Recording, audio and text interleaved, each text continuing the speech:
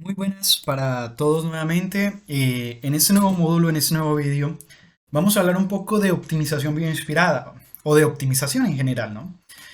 En el video anterior observamos en el ejemplo práctico que la utilización de las constantes Kp, K y Kd no siempre garantizaba un buen controlador. ¿Por qué? Porque necesitábamos hallar los valores óptimos de cada una de ellas. Una forma de hallar esos valores óptimos de Kp, K y Kd, como miramos en el ejemplo pasado, es utilizar el lugar geométrico de las raíces, que obviamente pues no se los expliqué a ustedes, sino que utilicé unas variables que había obtenido mediante ese método y como pudimos observar funcionaron de manera satisfactoria. Sin embargo, este curso de control, la idea no es entrar a detalle, control clásico o diseñar controladores de forma analítica. ¿Por qué? Porque ya hay mucha documentación con respecto a eso. Entonces, sinceramente no me parece. Además de que demoraríamos mucho tiempo explicando conceptos básicos como frecuencia, transformada de Laplace, estabilidad de Lyapunov, etcétera, etcétera. Aquí voy a dar una alternativa a todo esto, que es mediante la utilización de sistemas bioinspirados para optimización, más precisamente para el caso de controladores PID. Inicialmente tenemos que saber qué es optimización. Entonces, algunas definiciones. ¿Qué es optimización? Es la búsqueda por el mejor estado. Sí. Bueno, es una definición un poco corta, está en Wikipedia o en la RAE, no recuerdo. Por el mejor estado. En este caso, tenemos otra que es la selección del mejor elemento de un conjunto de elementos disponibles. En el caso más simple, un problema de optimización consiste en maximizar o minimizar una función real eligiendo sistemáticamente valores de entrada y computando el valor de la función. Por ejemplo, en este caso tenemos una función, podemos llamarla de un cascarón, ¿no? Donde aquí lo ideal sería hallar cuál sería el punto máximo de esa función. El punto máximo lo podemos observar ahí en el punto rojo. Entonces, ese sería el óptimo máximo de nuestra función. El óptimo máximo de nuestra función. Que para las coordenadas serían 0, x0 y y0, que nos da un valor de z de 4, ¿no? Entonces ese valor de 4 sería nuestro elemento máximo, ¿no? En el caso de maximización. En el caso de minimización, aquí mirándolo en una dimensión, podemos observar que la línea, que el círculo zapote, nos está dando un mínimo global, ¿sí? Para esta función que tenemos aquí. Que nuestro círculo verde nos está dando un máximo global y que nuestros círculos amarillos nos están dando un mínimo local de nuestra función. Al igual que los círculos grises dan un mínimo local, un máximo global de nuestra función. ¿Sí? Entonces, por ejemplo, en este caso, el punto óptimo, si queremos ver el mínimo de nuestra función, sería el zapote, y si queremos ver el máximo, sería el verde. Pero ¿cómo encontramos esos puntos óptimos, ¿no? Que pueden ser mínimos o pueden ser máximos?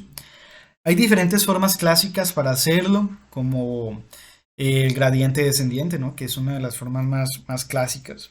Sin embargo, aquí vamos a ver sistemas bioinspirados. Continuando con el. Continuando para dejar un poco más claro qué es un punto óptimo de una función, qué es lo que nosotros queremos hallar, por ejemplo, qué es lo que nosotros queremos encontrar, dependiendo de si es maximización o minimización. Vamos a ver unas funciones clásicas en el área de optimización. Por ejemplo, aquí tenemos la esfera. La esfera, una función esfera, nos dice que su punto mínimo está en x1 igual a 0, en x2 igual a 0 y que su valor mínimo sería 0, o sea, sería el punto acá abajo. ¿Sí? Ahora bien, tenemos esta otra función que es una función quadric, que es de la misma forma. x1, cuando x1 y x2 es igual a 0, el mínimo de la función es igual a 0, o sea, sería el valor mínimo posible de encontrar de esta función. Sin embargo, tenemos otras funciones como Rastringin, que es relativamente igual, ¿no? Para los valores de x1 y 0 y x2 0, el valor mínimo de ella sería 0, que sería el valor mínimo global. ¿Listo?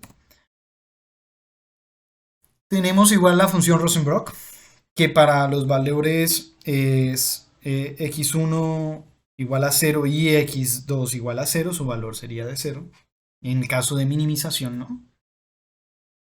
Y aquí ya encontramos una función un poco más particular, en donde el valor mínimo de esta función se encuentra con las coordenadas x1 igual a 420,96 y x2 igual a 420,96, o sea, aquí. Y el valor máximo, o sea, aquí tendríamos el valor mínimo, y el valor máximo se encuentra en el extremo opuesto, ¿sí? Entonces, dependiendo si nuestro problema es de maximización o de minimización, estas serían las variables de decisión o las variables de nuestro sistema de coordenadas que nos permitirían obtener ese mínimo o máximo global. Algunos problemas en el área de optimización que sería interesante ver, ¿no? Por ejemplo, pero antes me gustaría mostrarles para ustedes la función Sheffield, que básicamente también estaría en x10 y en x20, su valor sería de 0, ¿no?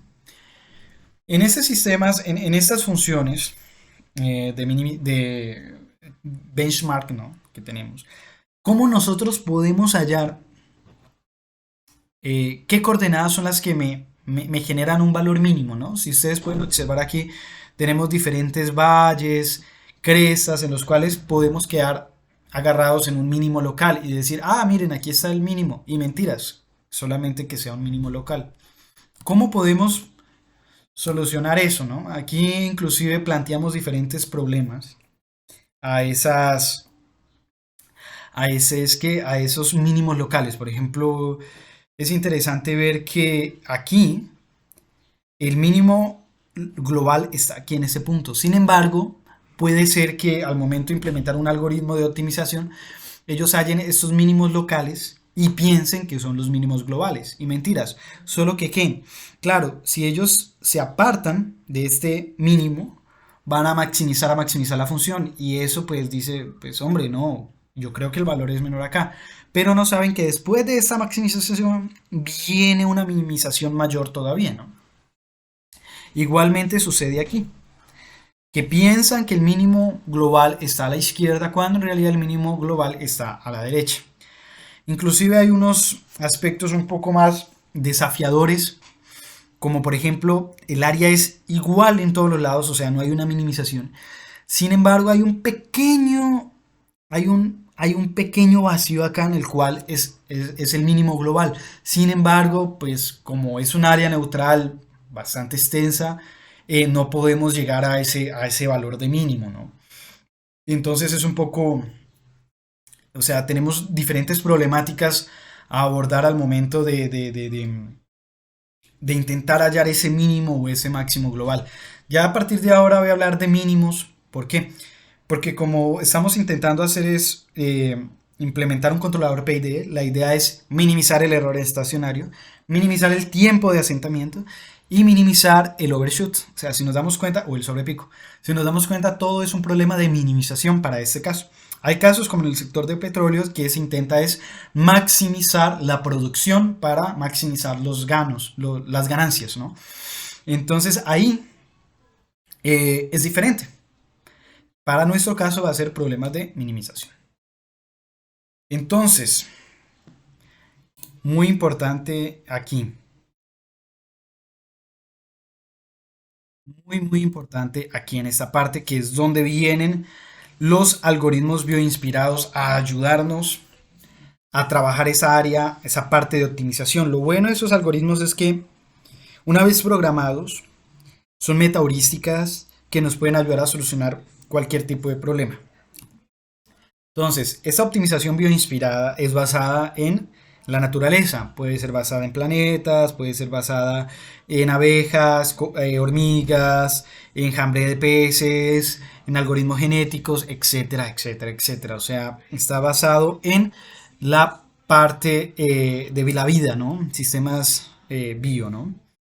Entonces, uno de los algoritmos más comunes es el algoritmo PSO o el algoritmo de optimización por enjambre de partículas. Es una técnica que ya viene siendo trabajada desde la década de los 90 y fue propuesta por Eberhard y Kennedy en esos años.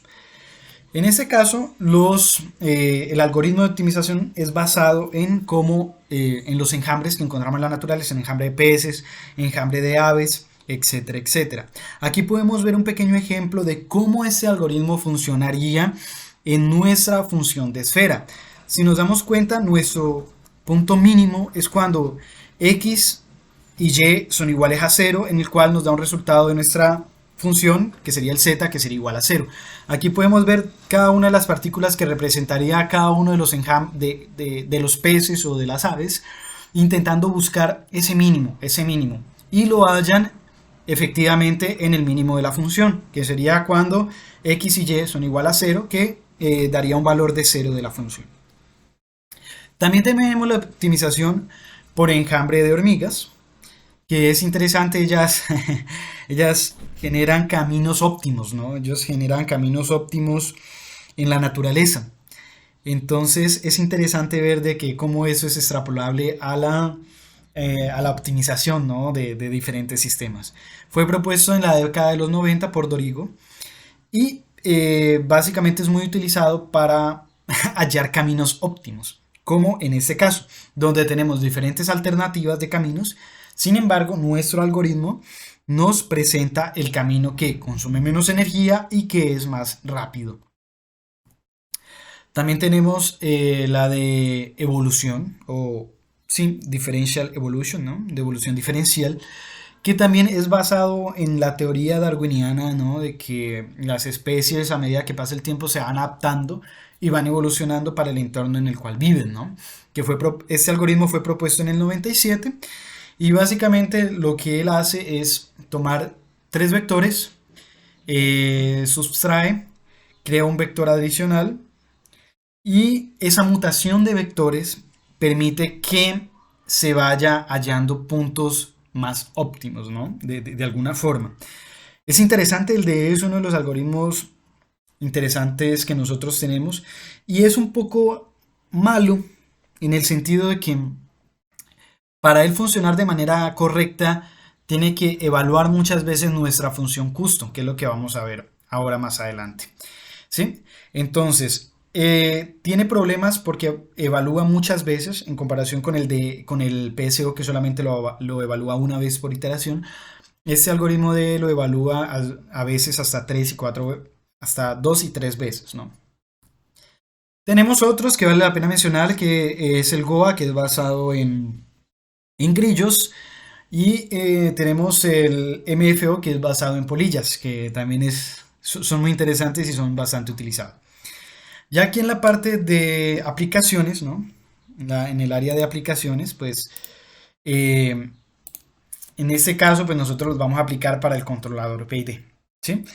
Entonces, ustedes llegados a este punto pueden preguntarse, listo, Mario, o sea, tú nos decías x1, x2 igual a 0, donde la salida de la función es 0. Pero ¿cómo extrapolamos eso para nuestro controlador PID? Fácil.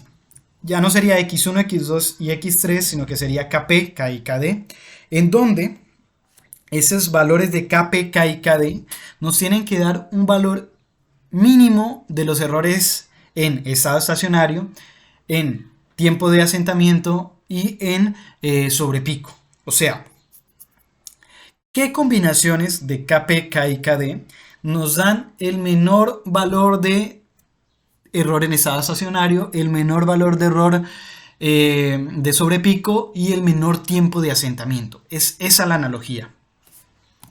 Entonces, como les comentaba en el video pasado, dependiendo de las constantes kp, k y kd que nosotros utilicemos, asimismo vamos a tener o sobrepico, o error en estado estacionario, o un tiempo mayor de estabilización.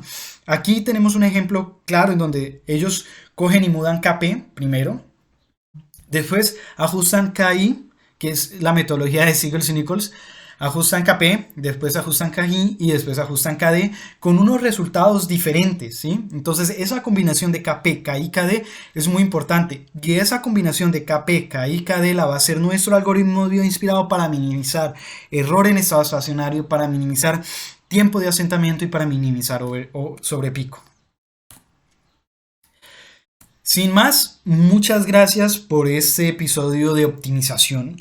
Espero que haya sido de su agrado y los espero en el siguiente video donde ya aplicaremos los algoritmos bien inspirados para sintonizar nuestro controlador PID. Muchas gracias.